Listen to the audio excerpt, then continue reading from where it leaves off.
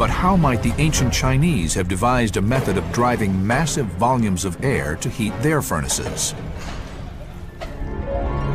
An intriguing discovery at an ancient site has recently given archaeologists clues that automated air bellows machines were in fact in use.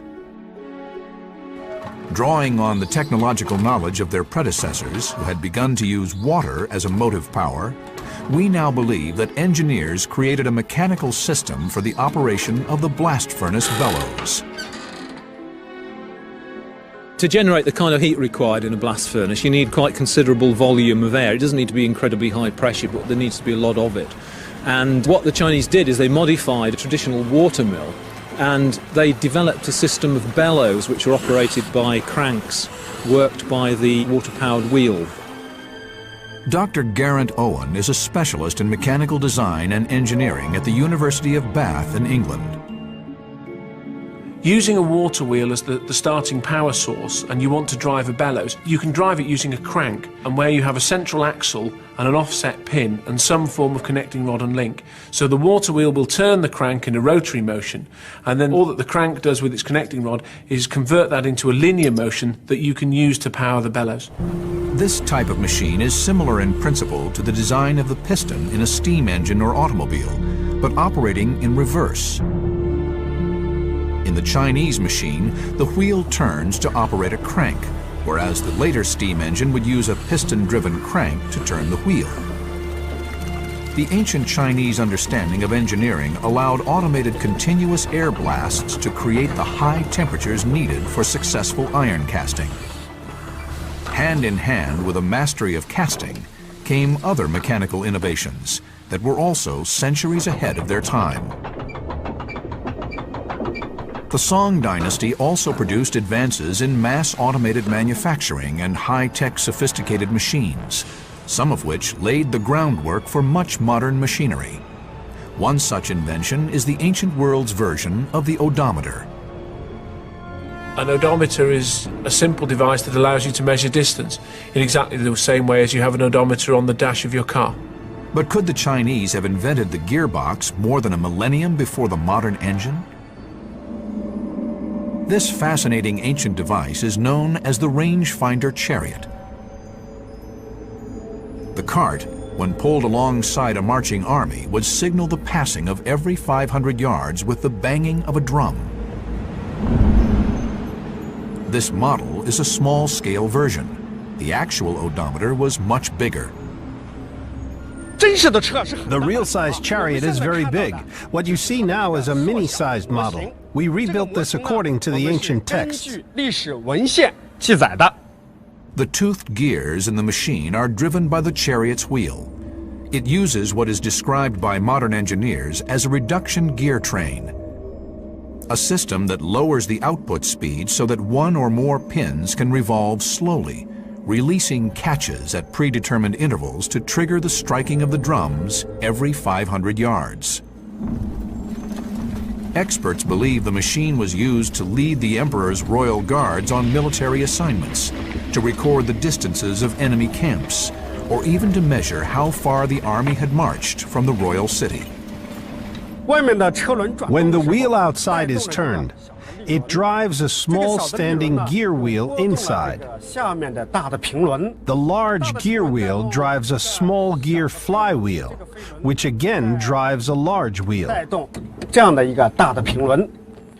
A lever on the big wheel will trigger the string to hit the drum when the wheel has turned enough. Now, the little lever is in a position to be triggered. It is triggered, and the string on the drum is hit. What is remarkable about this odometer is that its gear systems match those in today's motorcycle engines precisely. One of the keys to the range-finding chariot was the gear system within it, and here is an example showing a section motorcycle engine, and this engine is currently in bottom gear, and you can see that you need a number of turns of the engine in order to make the output sprocket of the motorcycle go along. So this is gearing down the speed of the engine to the speed of the sprocket. The same would have happened in the range-finding chariot, only that it would have been an even greater reduction, so that you would have had for every 500 yards, the main wheel with the trigger would have just turned once. This type of machinery demonstrates that the Chinese possessed an early understanding of the elements that are used in jackwork in today's modes of transport. But there is intriguing evidence of the application of gear engineering on a massive industrial scale during the Song dynasty.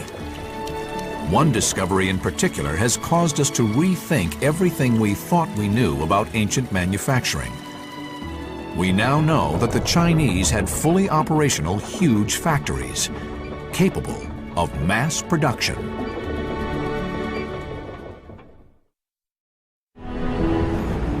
The zenith of ancient Chinese innovation took place during the Song dynasty, which lasted from 960 to 1279 AD and was based in eastern China.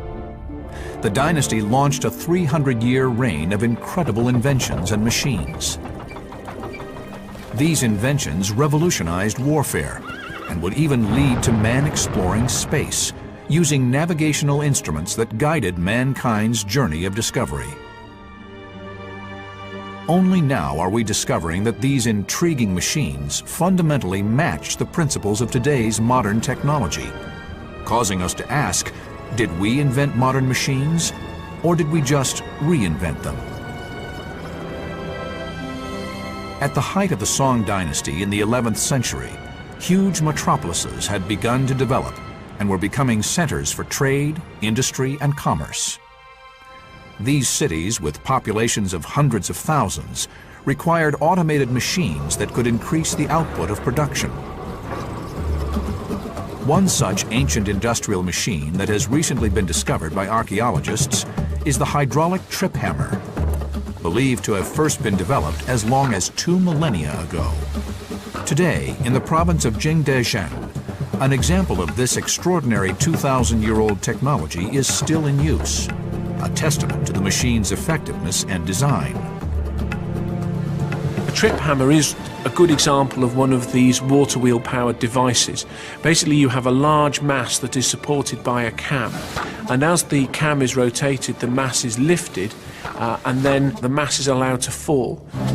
The system is amazingly advanced for its time. The machine actually consisted of several hammers, which were operated by a series of cams or lugs on the main revolving shaft. The hydraulic machine converts the kinetic and gravitational potential energy stored in running water into rotational power in a water wheel. The wheel is attached to a long transverse axle. There are several wooden boards inserted into the revolving shaft, with each board controlling one hammer. The wheel causes the shaft to rotate, which in turn moves the lugs. As they turn, these lift the hammers. When they have turned 60 degrees and the hammer is at full height, they release the heavy mallet, which falls and pounds the material below. Each hammer could crush with 100 pounds of force, meaning that all 8 hammers would operate a total of 800 pounds of force in a single rotation. The ancient texts tell us that this mega machine was adapted to not only crush grain, but to pound metal in industrialized automated metal workshops, just as we still use today. The labour-saving potential is enormous. Instead of perhaps having to have 5 or 6 blacksmiths, each with a 10-pound sledgehammer, you could have one 70, 80, 100-pound, 200-pound mass being lifted and dropped a considerably bigger distance. And this could be then used by just 1 or perhaps 2 men working, and that saves you labour but enables you to make bigger things as well.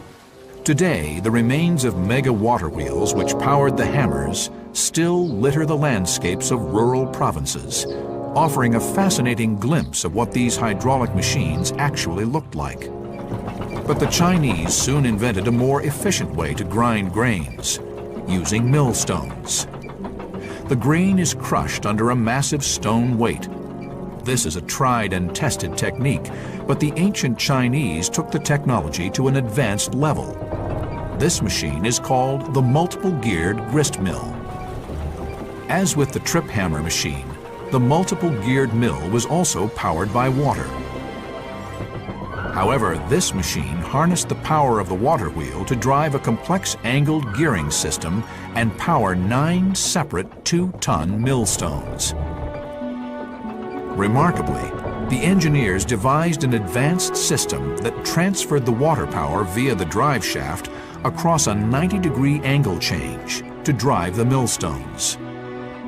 We have this one enormous wheel which has got a shaft fixed to it, and on this shaft are a whole series of gears which are providing the motive power, and then from these there are a series of right angle gears which are changing the direction of the rotation and allows a whole series of different millstones to be driven off one shaft. This is a very economical way of generating the required power.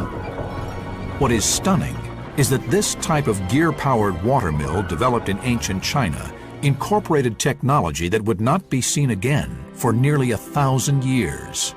What we're looking at really is almost a precursor of the Industrial Revolution. This was industrialization on a scale which we would recognize today. The sophistication of ancient Chinese gear technology was highly advanced.